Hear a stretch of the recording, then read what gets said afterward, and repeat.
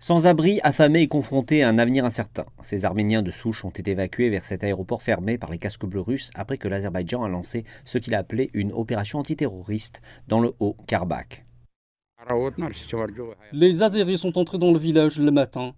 Les gens sont partis comme ils ont pu. Quelqu'un est même parti sans vêtements. Ils n'ont rien pu emporter. Il y a des gens qui n'ont rien mangé. Mes petits-enfants sont avec moi, ils sont effrayés et tremblent de peur. Ils ne peuvent pas dormir la nuit. Les soldats de la paix russe sont ici, nous pensons qu'il n'y aura pas de danger.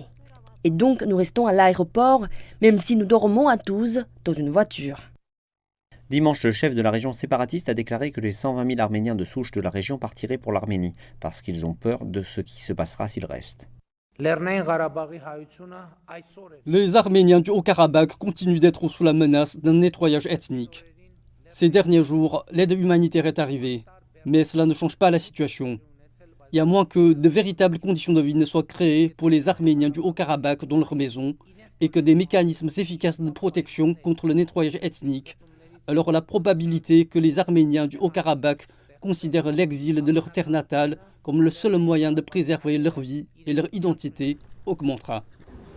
Mardi, lorsque l'armée de l'Azerbaïdjan a lancé une attaque éclair dans la région contestée, des centaines de personnes ont été tuées. Des milliers de personnes se sont retrouvées sans nourriture ni abri.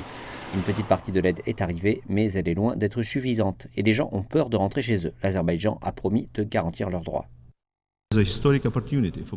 C'est l'occasion pour les deux pays d'établir des relations de bon voisinage et de coexister côte à côte dans la paix en tant qu'État souverain avec des frontières internationalement reconnues. Mais les Arméniens craignent la répression. Les dirigeants arméniens du Karabakh affirment que tous ceux qui veulent partir seront escortés vers l'Arménie par des casques bleus russes. Mais les Arméniens déplacés ne peuvent qu'attendre et espérer.